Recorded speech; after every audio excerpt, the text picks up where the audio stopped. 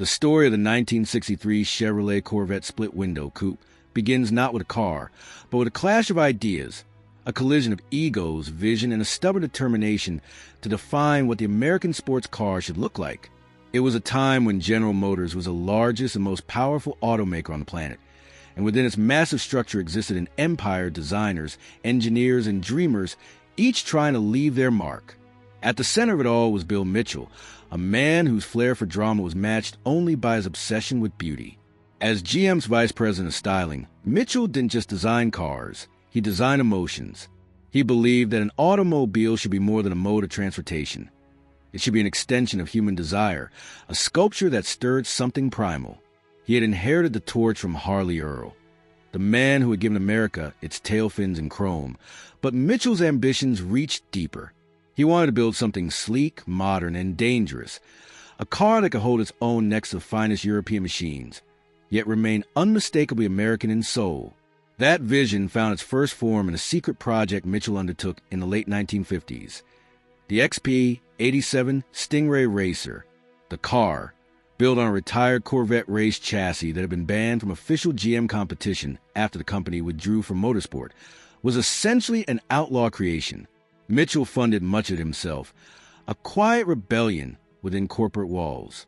Working closely with designer Larry Shinoda, he crafted a machine that looked like it was designed by nature, sleek, muscular, and aggressive, its contours inspired by the movements of a stingray gliding through water. The car wasn't just fast, it was hypnotic, painted in shimmering silver and adorned with sweeping curves. It became Mitchell's personal rolling sculpture. When he drove it around Detroit, people stopped and stared. The Stingray's futuristic lines hinted at something new, something that could redefine the Corvette's image from a sports car pretender to a true world-class performance icon. By the dawn of the 1960s, the Corvette was due for reinvention. The first generation, or C1, had served its purpose. It introduced a name, proved that Americans could build a two-seat sports car, and found its footing through continual mechanical refinement. But it was still viewed as a toy compared to Europe's elite. Mitchell wanted the next Corvette to silence those doubts forever.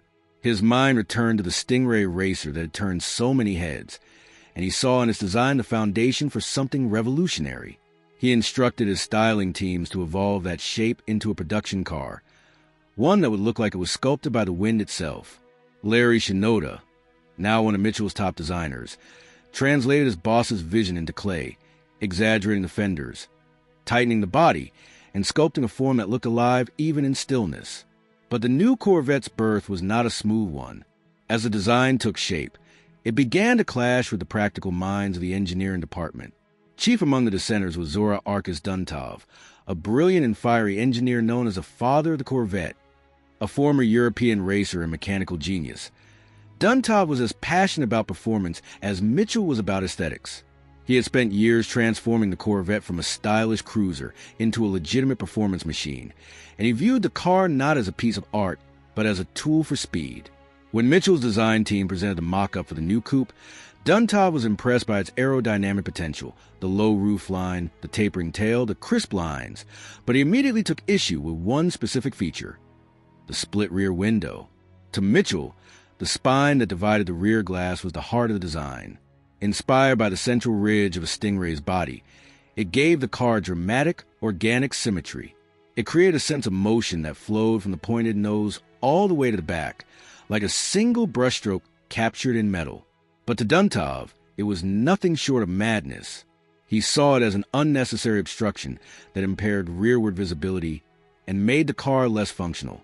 He argued that a sports car's beauty should come from purpose, from clean sight lines, mechanical precision, and aerodynamic efficiency, not from ornamental flourishes. The argument between Mitchell and Duntov became legendary within GM's walls. Meetings grew tense, voices were raised, and compromises seemed impossible. Mitchell refused to let his artistic statement be compromised by practicality, while Duntov refused to let his machine be hindered by ego. In the end, design won barely. Bill Mitchell's insistence that the split window remain was so strong that it overrode Duntov's objections and even some of the higher executives' hesitations. Mitchell's influence within GM's hierarchy was immense, and his passion for the idea convinced others that it would become a symbol of modernity and progress. And so, the 1963 Corvette Stingray Coupe was born, a fusion of daring design and engineering excellence, a car that would polarize as much as it would mesmerize. When the first prototypes rolled out under the studio lights, the split window instantly drew attention. It broke every rule of automotive convention at the time. No other car had dared such an audacious design element. A visual centerpiece that both divided and unified the body. Behind closed doors, many still whispered that the car's rear window was a mistake. But Mitchell didn't care. He believed that true beauty often came from imperfection, from daring to do something others were afraid of. To him, the split window wasn't a flaw. It was a signature. It was proof that design could still lead emotion, that art could still triumph over logic in an age increasingly ruled by numbers and practicality. He once remarked that when people looked at the Corvette, they shouldn't just see a car, they should feel in their gut, as if it were alive. And that's precisely what the 1963 Corvette Split-Window achieved. It made people feel something they couldn't quite explain. By the time the car was ready for production, the tension between Mitchell's artistic instincts and Duntov's engineering precision had created something far greater than either could have accomplished alone. The Corvette Stingray became a perfect embodiment of contradiction. A machine that was both rational and emotional, sculpted yet mechanical, functional yet flawed. It was a product of conflict and compromise, but also of courage and conviction. Its split rear window, that now famous line of glass and steel, would come to symbolize not just a design choice, but the eternal struggle within every great creation, the balance between beauty and purpose. It was in many ways the most beautiful mistake ever made and the beginning of a legacy that would define American performance design for generations to come. The 1963 Corvette Stingray was not merely a car.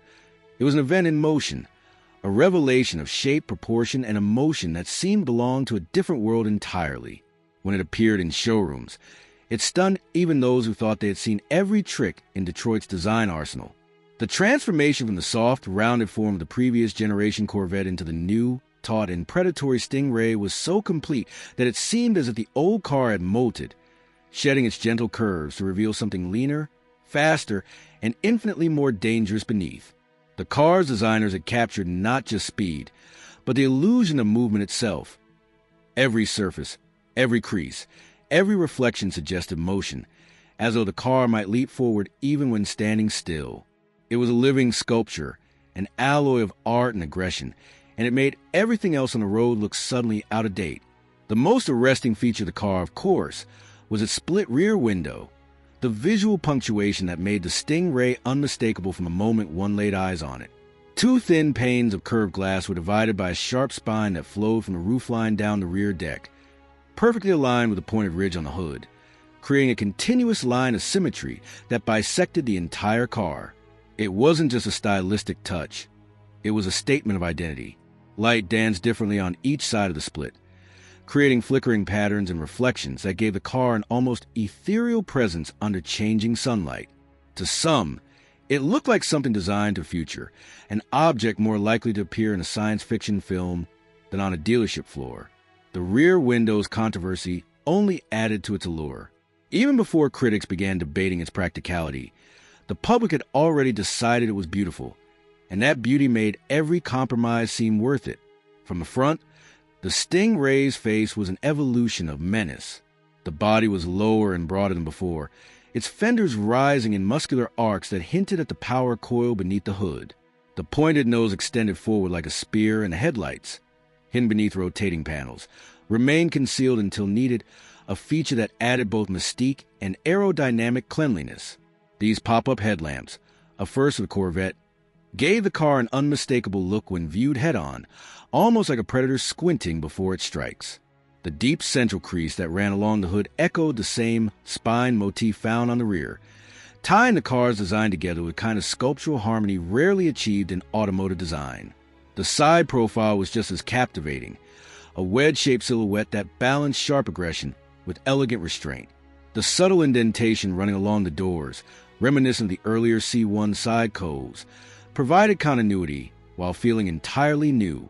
The flared rear haunches, tapering toward a truncated tail, completed a stance that was both athletic and sensuous. The Stingray's proportions were a study in equilibrium. It had a shorter wheelbase than its predecessor, giving a more compact and agile presence, while its wider track and lower roofline emphasized stability and motion. Designers carefully manipulated every line to create an impression of compressed energy, like a big cat ready to pounce. The fiberglass body panels, a Corvette hallmark, allowed sculptural freedom that steel could never offer. Curves could be sharper, edges tighter, and surfaces more complex. Mitchell and Shinoda used that flexibility to their advantage, crafting a body that was both lightweight and visually intricate under bright light. The car's bodyline seemed to ripple, with subtle transitions from convex to concave surfaces that tricked the eye. No single photograph could capture the full effect. The Stingray had to be seen in person to be understood.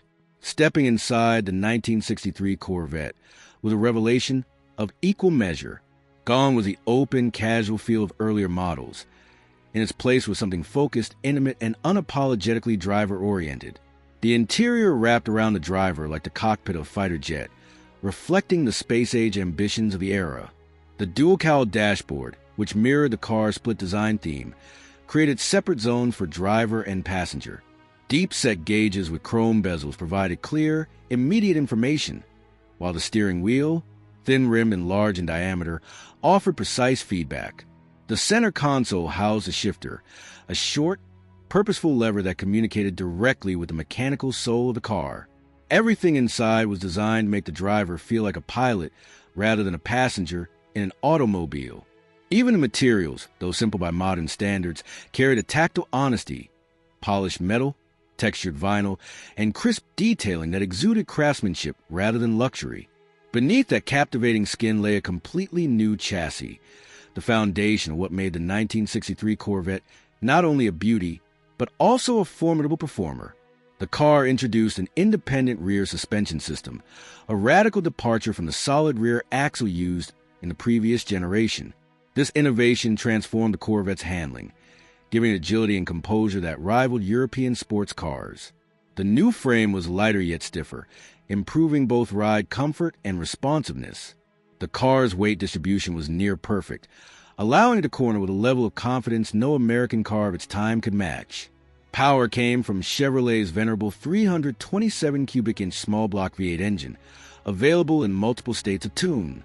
Buyers could choose from versions producing 250, 300, 340, or an astonishing 360 horsepower with the optional Rochester fuel injection system. That top-tier engine made the Stingray a rocket in disguise, capable of sprinting from 0 to 60 miles per hour in under 6 seconds, a figure that placed it squarely in competition with the world's best. Yet, the brilliance of the 1963 Corvette was not in raw numbers alone, but in how those numbers translated to experience.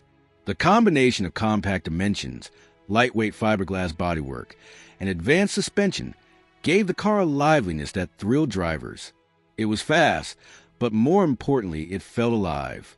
The steering was direct and communicative, the throttle responsive, and the engine's note, a metallic, soulful roar that rose with every rev, became an essential part of its identity. On open highways, it devoured distance with ease. On twisty back roads, it danced with surprising finesse. It was not merely a muscle car. It was a thoroughbred sports car, a machine capable of delivering both brutality and grace depending on the driver's intent. Visually and mechanically, the 1963 Corvette marked the exact moment when America's automotive design matured into an art form. It stood at the intersection of beauty and performance, a machine that could thrill the senses while satisfying the intellect. For the first time, the Corvette wasn't simply competing with European sports cars. It was surpassing them in spirit. Where British and Italian cars carry a refined sort of grace, the Corvette exuded raw confidence. Its design language spoke in bold strokes rather than subtle hints, yet it never lost its sense of balance. It was as though the car embodied the American dream itself, daring, self-assured, and unwilling to apologize for its success. Everywhere it went, the Stingray drew crowds. People who would never care about cars found themselves captivated by it, pointing out the way light traced its surfaces, the way its rear seemed to narrow into infinity, and the way the split window caught reflections like facets of a jewel. It was art in motion, and not just because of its beauty, but because of what it represented. the courage to design something emotional in an era obsessed with conformity. While engineers would later complain about the rear window's impracticality, the public never saw it as a flaw. For them, it was a Corvette's soul, the detail that made it unforgettable. The 1963 Stingray, with its split window and breathtaking proportions, didn't just arrive. It conquered, establishing itself as one of the most iconic designs in automotive history. It wasn't simply the shape of speed. It was the shape of desire, and it would forever define how beauty and performance could coexist in perfect, unapologetic harmony. The arrival of the 1963 Corvette Stingray Split-Window Coupe was met with awe, but as the initial wave of admiration began to settle, a more complicated truth emerged. For all its breathtaking beauty, the car carried within a design choice that divided not only the rear window, but also the opinions of everyone who encountered it.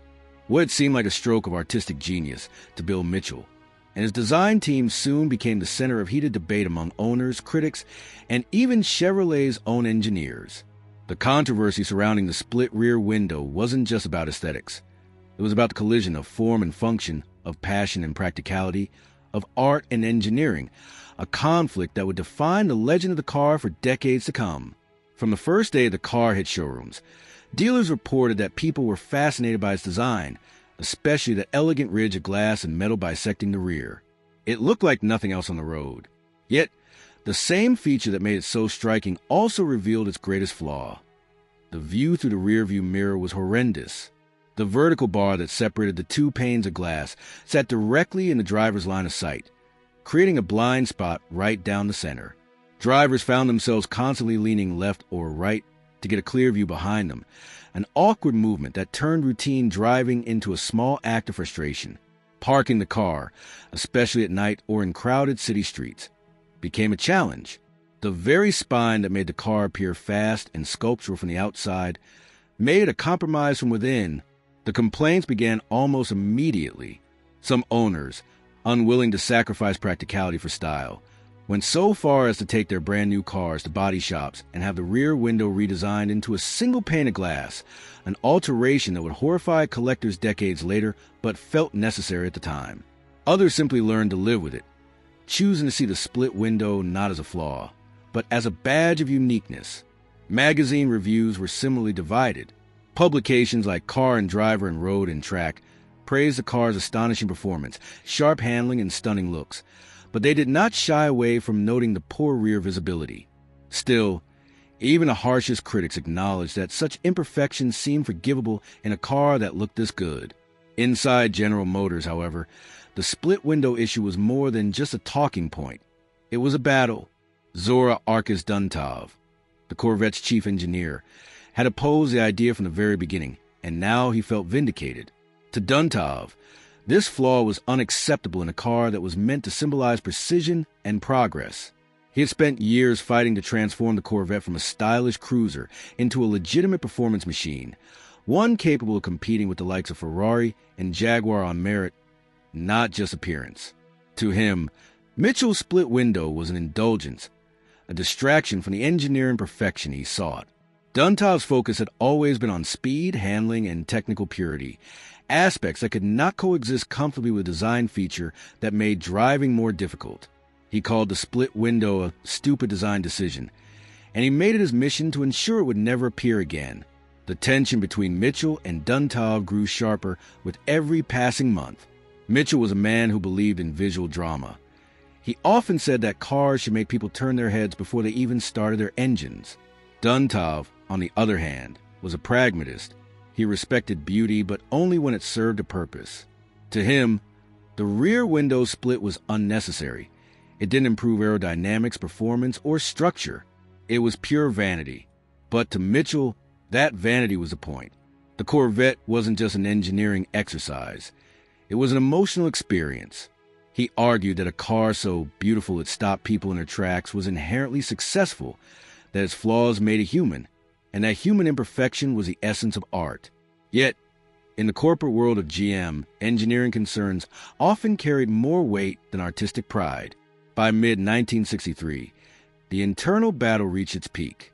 As the design team began planning for the following model year, Duntov lobbied fiercely for the removal of the split window. He argued that it alienated serious drivers, made the car less competitive, and risked turning a masterpiece into a gimmick. His persistence, combined with ongoing customer complaints, eventually swayed upper management. Despite Mitchell's objections, and they were passionate, the decision was made. For the 1964 model year, the Corvette would lose its split window and feature a single, curved rear glass that offered clear visibility. The change was logical, practical, and entirely correct from a functional standpoint. But it came at a cost that no one at the time fully realized. It erased one of the most distinctive visual features ever put on an American car. When the 1964 Corvette arrived, many applauded the improvement. Drivers could finally see out the back without craning their necks, and production became slightly easier as the complex rear section was simplified. Duntov, satisfied, turned his attention back to performance enhancements, knowing that his version of the Corvette was now the one best suited for the track. Yet Mitchell's disappointment was unmistakable. He felt the soul of his design had been compromised. The smooth, uninterrupted expanse of glass looked ordinary to him. Cleaner, yes, but lacking that one daring detail that made the car unforgettable. To Mitchell, it was as though someone had taken a scalpel to a piece of art to make it more practical for everyday use. He would later lament that people in the automotive world often forgot that emotion sells cars as much as efficiency does. What no one realized then was that Mitchell's stubborn vision, the very design that had caused so much internal strife, would become the key to immortality. As the years passed and the automotive world evolved, nostalgia began to reshape perception. What was once criticized as impractical became celebrated as iconic. Collectors and enthusiasts started to view the 1963 split window not as a flawed car, but as a one-year-only masterpiece, the kind of beautiful imperfection that could never be repeated. The split window became a symbol of individuality, a visual signature that separated it from every other Corvette ever made. In a world that increasingly valued efficiency and conformity, that quirk represented rebellion, a time when designers took risks and beauty mattered more than rules. By the 1970s and 1980s, the 1963 split window had become one of the most sought-after Corvettes among collectors. Prices began to soar as enthusiasts realized that the one-year-only model was not just rare, but historically significant. Those who had once modified their cars to remove the split now found themselves regretting it deeply. Restored began hunting for original glass and trim pieces to return altered cars to their authentic 1963 form.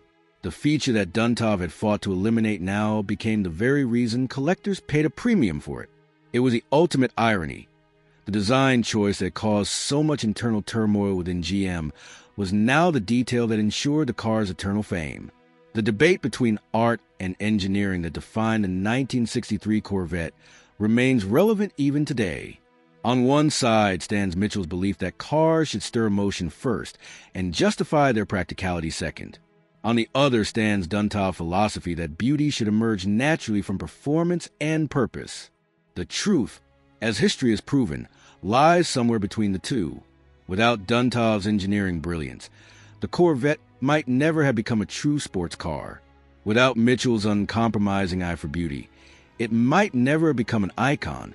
The split window represents that perfect tension, the eternal push and pull between heart and mind, art and science. In the end, the 1963 Corvette split window was never just about visibility or design choices. It was about the courage to create something bold in an industry too often constrained by caution. It was a car that dared to be different, even if it meant being flawed. That flaw, that mistake, became the very thing that made it unforgettable.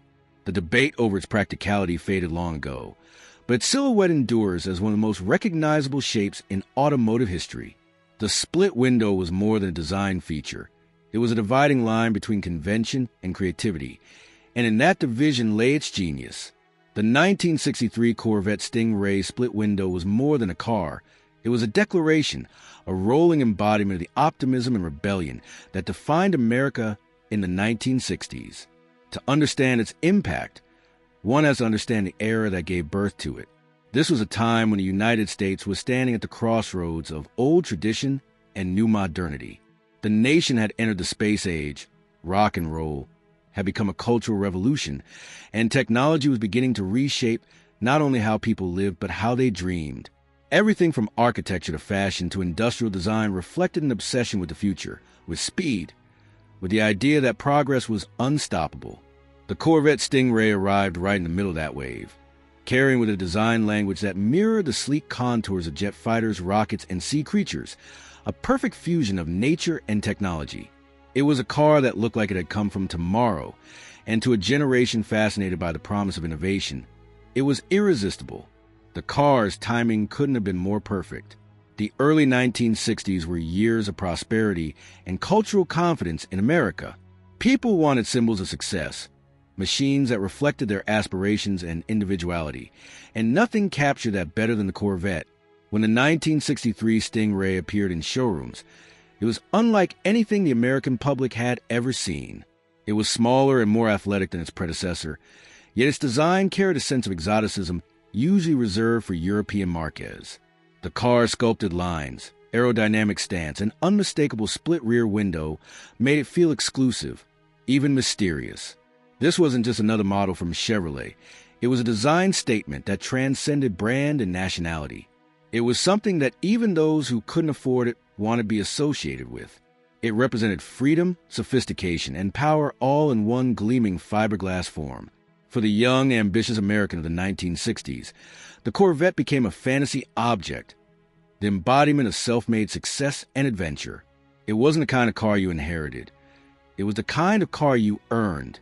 The sight of one roaring down an empty highway became the modern equivalent of a cowboy on horseback, an image deeply rooted in American mythology, but reimagined for a new era of steel and gasoline. The 1963 split window especially stood out because it symbolized defiance. It was a car that ignored convention, that valued beauty even when practicality demanded compromise. It was the kind of design that didn't ask for permission. The split window's presence alone told a story. Here was a car built not by committee but by conviction, by individuals who believed that art could live in motion. The car's influence extended far beyond the automotive industry. Its silhouette began to appear in magazines, advertisements, and even pop art. It was featured in films and television shows, often as a symbol of youthful rebellion or upper-class glamour. Musicians, actors, and athletes gravitated toward it, knowing that the Corvette's image carried cultural weight. Driving one meant something. It was a badge of taste and individuality. It told the world that you weren't content with ordinary things. The car's futuristic design aligned perfectly with the aesthetics of the decade, clean, sharp, confident, and bursting with vitality. Even the name Stingray evoked a sense of elegance mixed with danger, a natural predator shaped by evolution, streamlined for purpose. It perfectly matched the spirit of the generation that was redefining what America could be. The car's racing pedigree also played a vital role in shaping its cultural legacy. The Stingray was not merely beautiful. It was built to perform. Its independent rear suspension, advanced chassis, and powerful 327 V8 engine made it one of the most capable American sports cars ever produced up to that point. It wasn't just a showpiece for Sunday drives. It was a genuine competitor on the track. Corvette racing teams took full advantage of its new design, entering competitions across the United States and internationally. The car's low profile, improved aerodynamics, and exceptional balance made it a force to be reckoned with. It proved that America could not only produce cars that looked as good as those from Europe, but could also compete with them in performance. This newfound legitimacy changed how the world viewed American engineering. The Corvette was no longer a novelty. It was a statement that America could build serious sports cars. But perhaps the greatest impact of the 1963 Corvette was the way it redefined what American design could aspire to. Before the Stingray, American cars were known for their size, chrome, and excess, rolling displays of extravagance rather than refinement. The Corvette changed that perception entirely. It was proof that American designers could achieve elegance through simplicity, that they could balance beauty with performance without relying on ornamentation. The car's form was purposeful, its lines guided by aerodynamics and emotion rather than fashion. It represented a new design language, one that favored discipline and restraint while maintaining an unmistakable sense of power. In many ways, it marked a moment when American car design grew up. This influence can be seen in every Corvette that followed. The second-generation Stingray set a template that would guide the Corvette's evolution for decades. The aggressive stance, the emphasis on aerodynamics, the blend of artistry and engineering, all these traits were born in 1963. Future generations would take cues from its proportions and character, even as technology advanced and materials changed. The C3 Corvette of the late 1960s and 1970s, with its long hood and sweeping curves, owed much of its attitude to the Stingray's DNA.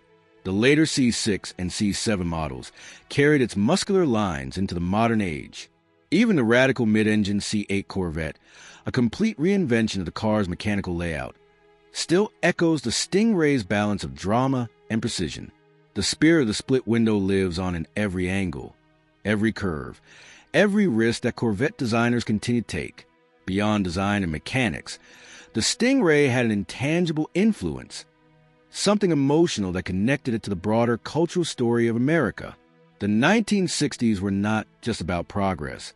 They were about identity. People were questioning traditions, breaking social boundaries, and redefining personal freedom. The Corvette, with its bold styling and uncompromising individuality, mirrored that spirit perfectly. It wasn't a car that blended in. It was a car that demanded attention. Owning one was a declaration of independence, an announcement that you valued expression over conformity. It didn't matter whether you were a corporate executive or a young musician scraping together payments. The Stingray was a symbol that transcended class. It was an equalizer through aspiration. As the years went by, the 1963 split window became more than a machine. It became a time capsule, a physical representation of an age when imagination led the way. Looking at one today is like peering back into an era when design dared to be emotional, when the future felt tangible and optimistic. Every line, every crease, every glint of chrome carries with it a piece of that cultural confidence. It's not just nostalgia. It's reverence for a time when America believed that even something as practical as a car could be a work of art. The 1963 Corvette Stingray didn't just define a generation of automobiles. It defined the idea that design could inspire people to dream bigger. It wasn't just the fastest or the most advanced. It was the most alive. In a way, the 1963 Corvette Split Window became a mirror for the country that created it. It was bold yet flawed, beautiful yet rebellious, ambitious yet imperfect. It captured the paradox of progress, that innovation always comes with tension, that the pursuit of perfection often leaves behind traces of imperfection that make the result human. And that is why, even after more than 60 years, the 1963 Corvette Split Window remains untouchable in its cultural importance. It wasn't simply a car. It was an idea that moved, a dream made real, and a symbol of a nation daring to redefine itself at full throttle. In the decades that followed its debut, the 1963 Corvette Split Window began to undergo one of the most dramatic transformations in reputation the automotive world had ever seen. What was once viewed as a controversial experiment, a design that flirted dangerously close to impracticality, slowly became a sacred object, one of the most coveted and revered cars ever built. Its journey from misunderstood beauty to treasured masterpiece was not simply the story of a vehicle, but of how time itself can reframe imperfection into artistry. In its first few years, many owners of the split-window Corvette treated it as just another Corvette, a stylish sports car in a rapidly evolving market. They drove them hard, traded them for newer models, or modified them to eliminate the now infamous split window for better rear visibility. No one could have known that in doing so, they were erasing one of the most historically significant details in American automotive design.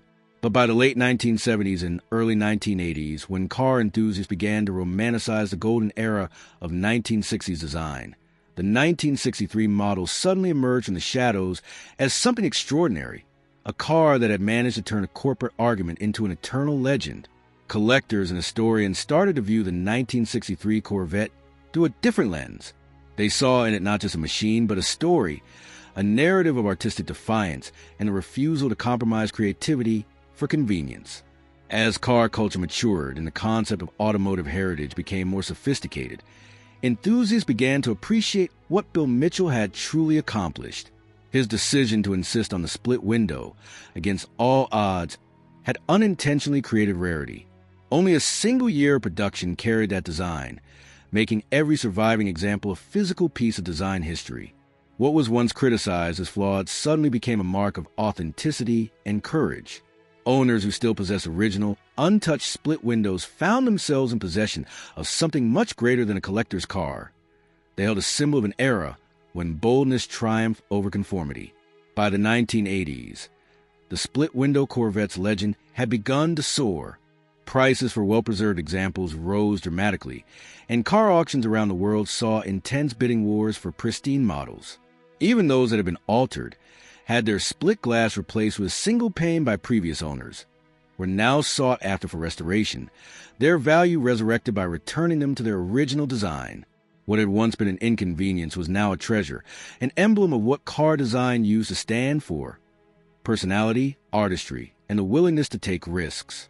The Corvette community, which had initially been divided between those who loved the 1963 model for its looks and those who dismissed it for its practicality, now collectively embraced it as a masterpiece.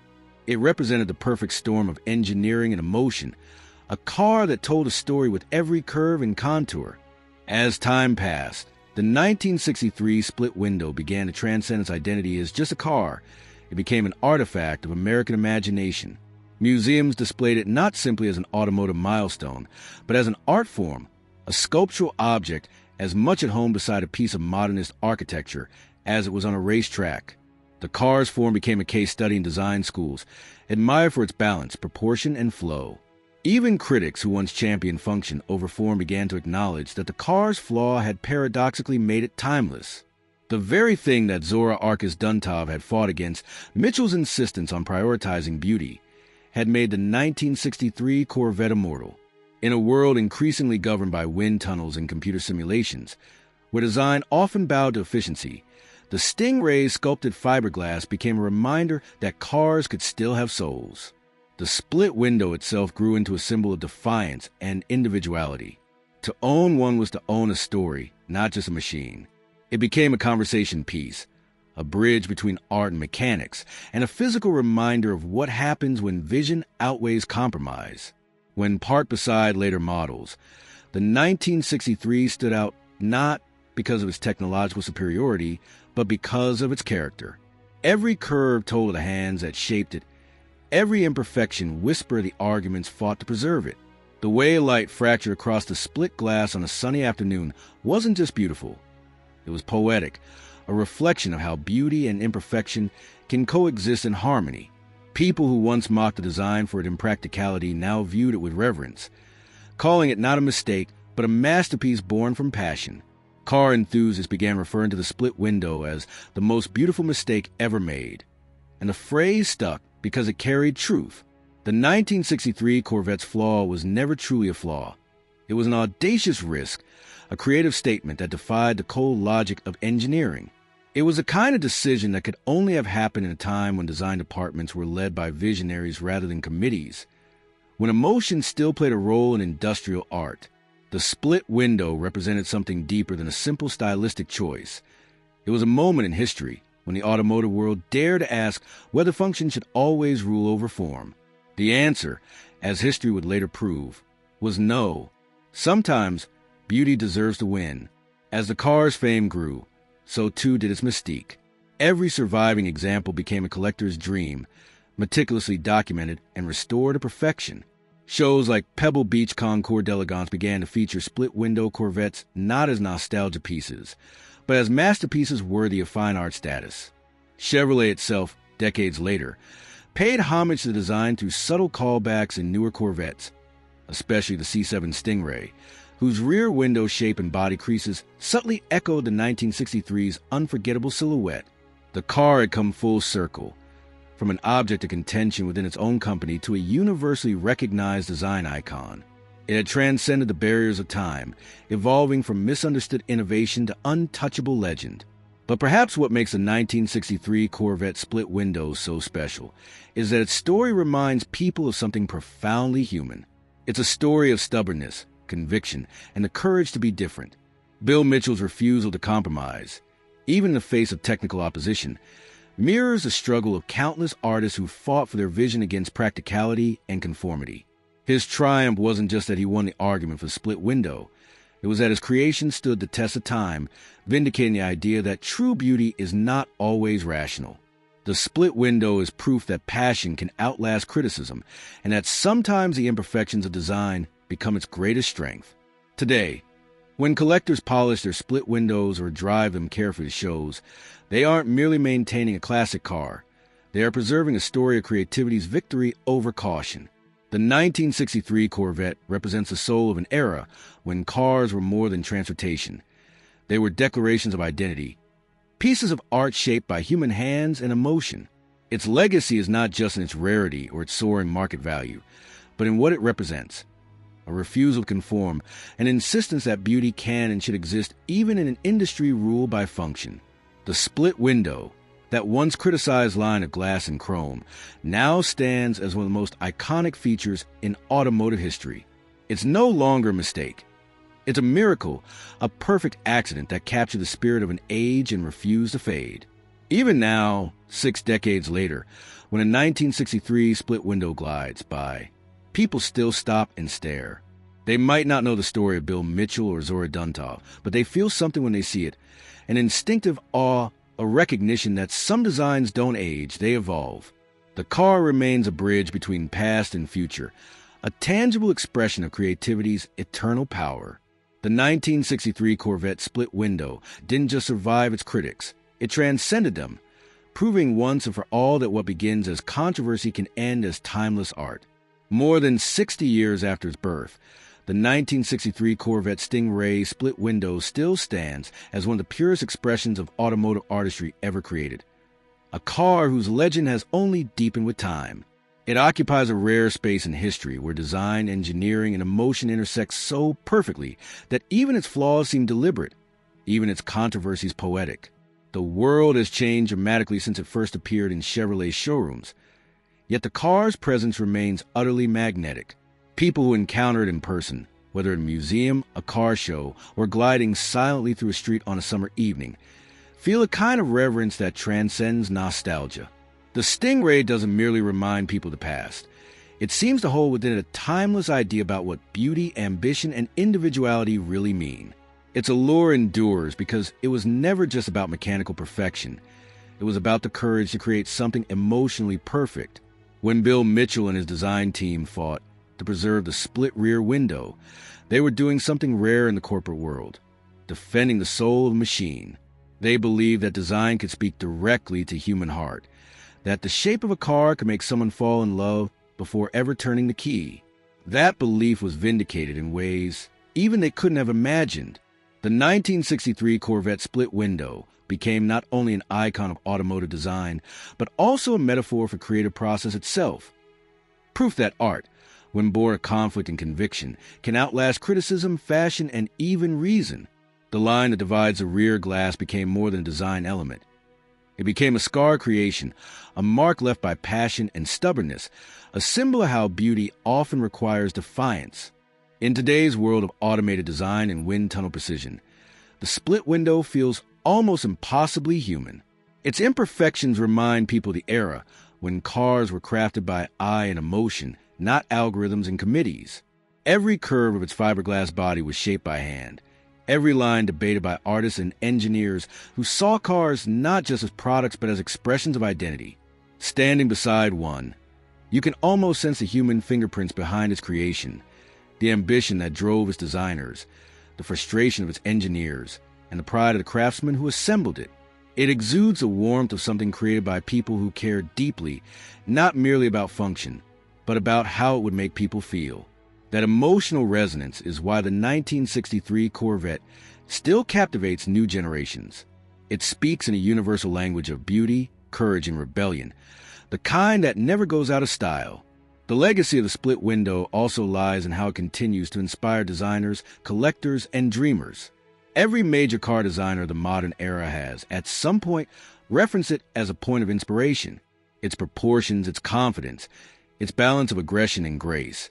These qualities have been studied and emulated countless times, but never fully replicated. Even Chevrolet itself has spent decades chasing the same kind of magic that the 1963 model seemed to capture effortlessly.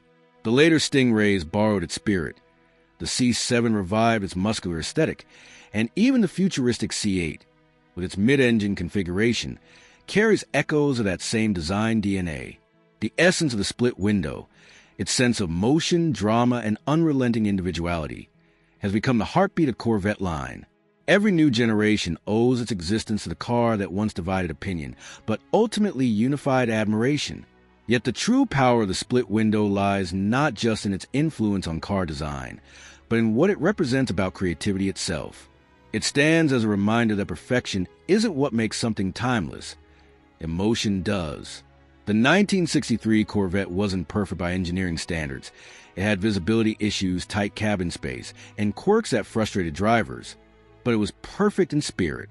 It dared be extraordinary when everything around it was playing safe. In that sense, it transcends its role as a car and becomes something closer to philosophy, a rolling statement that innovation without risk is hollow, that beauty often requires sacrifice. The same conflict between Bill Mitchell and Zora Arkus Duntov that once divided General Motors has, over time, become part of the car's mythology, illustrating the eternal dance between art and logic. Both men were right in their own way. Mitchell in his pursuit of emotion, Duntov in his devotion to precision, and it was a tension between them that birthed something greater than either could have achieved alone. Whenever one sees a 1963 Corvette in motion, it feels almost otherworldly. The way its reflections glide over its body, the way its silhouette slices through the light. It's as though time stands still for a moment. The sound of its 327 cubic inch V8, that deep, pulsing growl, carries not just power but history. It's the sound of a time when cars were an extension of freedom, when driving was an experience of connection, not convenience. The driver behind the wheel of a split window doesn't simply operate a vehicle.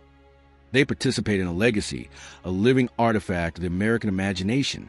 It's a car that makes its driver part of a story about boldness, rebellion, and the endless pursuit of something beautiful. Even in the quiet stillness of a museum, where its engine no longer breathes and its tires rest motionless on polished floors, the split window exudes presence.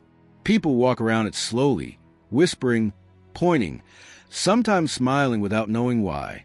There's something ineffable about its proportions, something perfectly imperfect that touches a part of the human psyche that understands beauty instinctively. Its design has that rare quality shared only by a few great works of art, the ability to provoke emotion without explanation. You don't need to know anything about cars to appreciate it. All you have to do is look. And that is the true legacy of the 1963 Corvette Split-Window. It transcends the boundaries of its own category. It's not just one of the greatest cars ever made. It's one of the greatest creations ever conceived within the world of industrial design. It exists at the crossroads of innovation and art, reminding every designer, engineer, and dreamer that the pursuit of beauty is always worth the struggle it takes to achieve it. The mistake that once drew criticism has become an emblem of perfection, precisely because it was born from human imperfection. It proves that art and emotion will always leave a more lasting impression than utility ever could. Decades from now, when cars as we know them have evolved into silent, self-driving machines, the split window will still hold a special place in people's hearts. It will stand as a testament to an age when design had personality, when risks were taken not by algorithms but by visionaries with pencils and passion. It will remain an artifact of courage, a reminder that great things are never born from caution. The faint ridge that splits its rear glass will continue to symbolize the divide between the ordinary and the extraordinary, between the safe and the sublime. In the end, the 1963 Corvette Stingray split window is not remembered because it was the most practical or even the most powerful car of its time. It is remembered because it dared to be different, and in doing so became eternal. It is the rarest kind of legend, one that was misunderstood in its moment, only to become immortal in hindsight. Its story is a celebration of human vision, of the will to create something beautiful even when the world calls a mistake. The split window endures because it represents what every creator in every field secretly hopes to achieve, to make something so unique, so alive, that it stops time for anyone who beholds it. And that is why, Even after 6 decades, the 1963 Corvette Split-Window remains the most beautiful mistake ever made, and why it will forever continue to captivate hearts long after engines have fallen silent and roads have faded into history.